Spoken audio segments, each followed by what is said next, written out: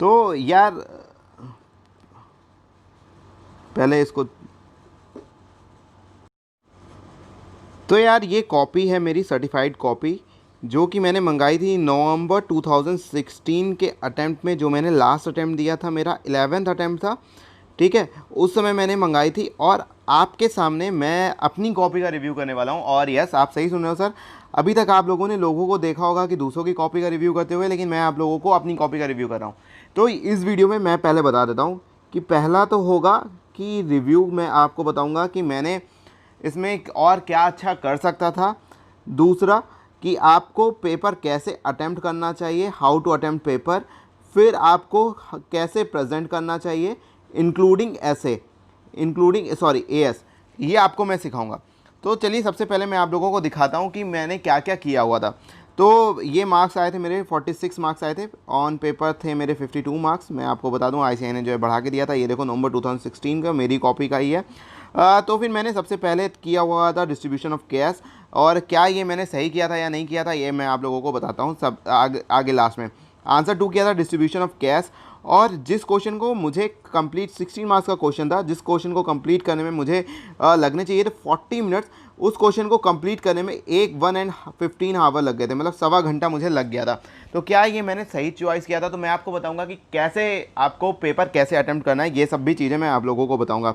फिर उसके बाद ये देखिए मैंने पूरा प्रॉपर वर्किंग नोट बनाया हुआ है। और बहुत सारे लोगों का डाउट आता है कि क्या सर यहाँ पे ये सारी लाइन ये पूरा खींचना ज़रूरी है या खींचना ज़रूरी नहीं है। यार देखो, मैंने अभी तक पूरे 11 अटेम्प्ट की कॉपीज़ में आज तक जो है केवल स्टार्टिंग के फर्स्ट पेज को छोड़ के नहीं खींचा हुआ है किसी में भी। तो आप अवॉइड कर सकते हो, टाइम है तो खींच लो, लेकिन टाइम नहीं बचेगा, ये मेरी गारंटी है। फिर उसके बाद मैंने देखो क्या किया हुआ था, रिसीवर स्टेटमेंट। देखो मैंने कुछ भी नहीं किया हुआ है। 16 मार्क्स का अगेन क्वेश्चन आया हुआ है ये। और ये देखो पूरा प्रॉपर तरीके से मैंने बनाया हुआ है। यहाँ पे मिले हुए हैं मुझे 6 नंबर, और पूरा यहाँ पे पूरा बैलेंस करके मैंने रखा हुआ है। फिर उसके बाद मैंने लिक्विडेटर फाइनल अकाउंट बनाया हुआ है। और यहाँ पे मुझे मिले हैं पूरा सब कुछ मिल गया था। और यहाँ पे अगेन सब कुछ, तो 16 आउट ऑफ 16 आपने देखा, 16 आउट ऑफ 16 मुझे मिले हुए हैं, जबकि मैंने कोई भी ये सब लाइन वगैरह नहीं खींची हुई है, ठीक है। तो अगर आपका मिथ था कि सर लाइन खींचने से जो है नंबर मिलता है नहीं मिलता है, तो मैं आप लोगों को बता देता हूँ कि ऐसा कुछ फ़र्क नहीं पड़ता है। अगेन परसेप्शन पे डिपेंड करता है, examiner to examiner, but normal cases में इस पर फ़र्क नहीं पड़ता है। फिर उसके बाद मैंने किया हुआ था जो बैंकिंग कंपनी का क्वेश्चन आता है वो किया हुआ है। और सर यहाँ पे आप लोग देख रहे हो बैंकिंग कंपनी का क्वेश्चन, और यहाँ पे मैंने गलतियाँ करी हुई हैं, उस पर बात नहीं करूँगा मैं। और यहाँ पे फिर उसके बाद मैंने आगे AEO को, मतलब कि बैंकिंग कंपनी पे छोटे छोटे क्वेश्चन जो मैं आप कभी कभी प्रेडिक्शन आप लोगों को करके देता हूँ, वो आया हुआ था। और यहाँ पे भी सेम कुछ ऐसा बनाया। और आपको एक चीज़ आप लोगों ने देखा अगर, तो ये बहुत ही अच्छा मैंने एक डायग्रामेटिकल में बना रखा था, जिससे एक तो पहला बात तो मुझे जो है आसानी हो जाती थी क्वेश्चन को समझने में। तो मतलब कि यहाँ से आपको ये सीख मिलती है कि जितना ज़्यादा से ज़्यादा हो सके आप उसको पिक्टोरियल प्रेजेंटेशन में कर लो, ताकि आप लोगों को भी आसानी हो जाए। फिर उसके बाद आसानी क्या, और थोड़ा सा अच्छा प्रेजेंटेशन भी हो जाता है। फिर उसके बाद आपको मैं दिखाता हूँ, फिर मैंने ये किया हुआ था अगेन, यहाँ पे 9 नंबर मुझे मिले थे टोटल मिला के। फिर मुझे यहाँ पे इंश्योरेंस कंपनी, अब यहाँ पे देखो मैंने ये गलती करी थी यार, कि जो जनरल थी, जनरल एंट्रीज़, उनको ना मैंने मर्ज कर दिया था, 2 जनरल एंट्रीज़ को मैंने मर्ज कर दिया था। हालांकि सही था, लेकिन प्रोसेस पूरा नहीं था, तो इसलिए मुझे यहाँ पे नंबर नहीं मिले। तो अगर आपके पास ऐसा क्वेश्चन आता है तो प्लीज़ जो है पूरा ढंग से जनरल एंट्री पास करना, मर्ज करके मत करना। हालांकि कोई फ़र्क नहीं पड़ता है मर्ज करने पर भी, लेकिन आईसीआई को हो सकता है वही चाहिए होगा। फिर उसके बाद अगर आपको मैं, क्योंकि अगर वो रट के गया है तो आपको नंबर नहीं देगा। तो 8 नंबर का क्वेश्चन था, और मुझे केवल और केवल कितने मिले, 3 नंबर मिले, और वो जनरल एंट्रीज की वजह से नहीं मिले। फिर यहाँ पे डिबेंचर अकाउंट देख रहे हो सर, मैंने अगेन कोई भी स्टेटमेंट टाइप का नहीं बनाया हुआ है, जस्ट मैंने कॉपी फोल्ड करी और लिखना शुरू कर दिया है कॉपी का। हालांकि आपको ये दिख नहीं रहा होगा, लेकिन मुझे वहाँ पर दिख रहा था। फिर उसके बाद आप देखते चले जा रहे हो। फिर उसके बाद मैंने आप लोगों को दिखाता हूँ कि ये इक्विटी शेयर कैपिटल पे मैंने यहाँ पे जनरल एंट्रीज पास करी थी, गलती थी, इसलिए नंबर नहीं मिला। कोई बात नहीं सर, आगे बढ़ते हैं हम। फिर अकाउंटिंग स्टैंडर्ड, अब यहाँ पे आप लोग देखिए कि मैंने आंसर किस तरह से लिखा हुआ है। आइए मैं आप लोगों को दिखाता हूँ। AS20 का क्वेश्चन था, और मुझे क्या कैलकुलेट करना था, मुझे निकालना था, मुझे फ़िलहाल तो निकालना था अर्निंग अवेलेबल, मुझे नहीं, सॉरी, मुझे ये नहीं निकालना था, मुझे निकालना था EPS।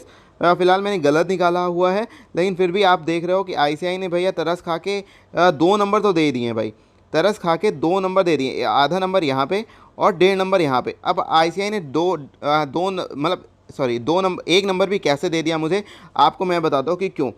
ईपीएस मांगता है आप लोगों से, आप लोग डायरेक्ट लिख के चले आते हो, लेकिन वहाँ पे मैंने डायरेक्ट नहीं ईपीएस निकाला, मैंने देखो कैसे प्रेजेंटेशन करी है पूरा एकदम ज़बरदस्त तरीके से। यहाँ पे मैंने क्या किया हुआ, अकाउंटिंग स्टैंडर्ड यहाँ पे लिखा हुआ, ठीक है। फिर उसके बाद डायलूटेड अर्निंग पर शेयर क्या होता है, फिलहाल तो ये क्वेश्चन में शायद से नहीं मांगा गया था, लेकिन मैंने फिर भी लिखा डायलूटेड अर्निंग पर शेयर क्या होता है। मैंने पूरा देखो यहाँ तक कि पूरा जो है लिख के आप लोगों को दिखाया। फिर उसके बाद मैंने सॉल्व करना शुरू किया। इस वजह से आईसीआई ने मेरा गलत आंसर होने पर भी नंबर दे दिया, अदरवाइज़ आईसीआई मुझे नंबर नहीं देता। फिर आपको दिखाता हूँ बोरिंग कॉस्ट के ऊपर था। फिर मैंने देखो कैसे लिखा, अकाउंटिंग स्टैंडर्ड 16 बोरोइंग कॉस्ट, और बोरोइंग कॉस्ट को मैंने नीचे से एक्सप्लेन किया है। अगर आप देख रहे हो तो ये यहाँ पे लाइन जो है मैंने छोड़ दी है, ठीक है। यहाँ पे मैंने क्या करा, लाइन छोड़ दी, और ताकि ये प्रेजेंटेशन क्लीन लगे इस वजह से मैंने एक लाइन छोड़ दी। फिर मैंने पूरा ढंग से बताया कि कैसा होता है। फिर मैंने देखो एक अगला पॉइंट कितनी चालाकी से मैंने फिर से एक लाइन छोड़ के, मैंने यहाँ पे फिर से एक लाइन छोड़ के फिर से एक अलग से एक्सप्लेन किया है कि बोरोइंग कॉस्ट में क्या कैपिटलाइज नहीं होता है। मतलब हालांकि जो है क्वेश्चन में पॉइंट वाइज मैं आंसर कर सकता था और यहाँ पे ही केवल कर सकता था, लेकिन मैंने बेस बनाने के लिए कि ताकि मुझे अगर मैं गलती करूँ तो भी मुझे नंबर मिल जाए, तो ये थोड़ी टेक्निक होती है, ये आप लोगों को सीखना पड़ेगा। मैंने फिर भी नंबर खींचने के लिए यहाँ पे कर दिया। टाइम लगता है लेकिन सर स्पीड बना के रखोगे अभी से तो हो जाएगा। फिर यहाँ पे आप देख रहे होगे, अगर आप यहाँ पे देख रहे हो तो मैंने क्या करा है, काटते समय आप लोग क्या करते हो कि काटते समय जो है 2-4 बार खींच देते हो। यहाँ पे देखो मैंने यही गलती करी है, लेकिन यहाँ पे गलत हुआ तो मैंने क्या कर दिया, यहाँ पे अगर गलत हुआ तो मैंने वाइटनर का यूज़ किया है सर। वाइटनर से ये देखो मैंने वाइटनर का यूज़ किया हुआ है यहाँ पे, और फिर उसके बाद कर दिया, और एक सिंपल सी लाइन से मैंने काटा हुआ है, अगर आपको देख पा रहे हो। फिर देखो मुझे एक एक नंबर मिलता चला गया और मैंने सीधे सीधे क्वेश्चन सॉल्व कर दिया। तो आपके ऊपर डिपेंड करता है सर, मैंने टाइम बचाने के लिए ऊपर ही सारा एक्सप्लेनेशन दे दिया ताकि भैया प्रोविजन आपको समझ, आईसीआई को पता हो कि आपको, आईसीआई ने देखो इस क्वेश्चन में क्या चेक करा, 4 में से 4 नंबर मिले हैं भाई आईसीआई ने यहाँ पे, सॉरी 5 में से 4 नंबर मिले हैं भाई, बहुत ज़्यादा नंबर है, मैं सच बता रहा हूँ। 5 में से 4 नंबर भी जो है आपने जो है गेन किया हुआ है, बहुत ज़्यादा इंपॉर्टेंट है। फिर आपको मैं बताऊँ कि कैसे यहाँ पे क्या आईसीआई क्या चाहता था, यहाँ पे आपका प्रोविज़न देखना चाहता था कि आपको ऐसे का जो प्रोविज़न पता है कि नहीं, प्लस आपको प्रैक्टिकल नॉलेज है कि नहीं। तो भाई प्रैक्टिकल नॉलेज सॉल्व करके मैंने ये बता दी, प्रोविज़न ऊपर बता दिया, तो मुझे 5 में से 4 नंबर मिल गए। अब आगे बताते हैं कि अब यहाँ पे देखो AS पैरा, ये देखो AS4 पैरा 3। अब आप लोग कहते हो कि ये पैरा क्यों लिखा है सर, पैरा 3 लिखने से एक अलग इम्पैक्ट पड़ता है और एक अच्छा खासा नंबर मिलने के चांसेस बढ़ जाते हैं। तो ये मैं आप लोगों को प्रेजेंटेशन भी बता रहा हूँ कि how to present accounting standard, और आप देखते जाओ कि कैसे यहाँ पे मैंने देखो पैरा, यहाँ पे फिर अगेन पैरा 13 मैंने डाला हुआ है, 2 पैरा डाल दिए। देखो भैया अब यहाँ पे देखो आईसीआई नंबर काटने की उम्मीद बहुत कम हो गई है। अगर मेरा ये पैरा सही है तो आईसीआई नंबर नहीं काटेगा। देखते हैं कि आईसीआई ने नंबर काटे हैं या नहीं काटे हैं, आगे देखते हैं। फिर उसके बाद मैंने यहाँ पे ये केस स्टडी था, पूरा की पूरा केस स्टडी का आंसर था। यहाँ पे मैंने क्या किया, पहले मैंने डेफिनेशन दी, ठीक है, ये थी डेफिनेशन। फिर मतलब कि उसके बाद मैंने पूरा प्रोविज़न यहाँ, और डेफिनेशन प्लस प्रोविज़न आप कह लो, डेफिनेशन प्लस प्रोविज़न मैंने यहाँ तक का पूरा समझाया है आपको, definition plus provision.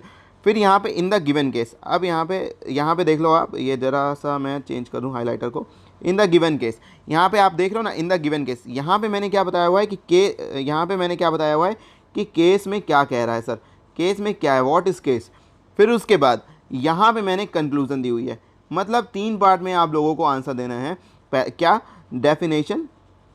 Definition plus provision, ठीक है।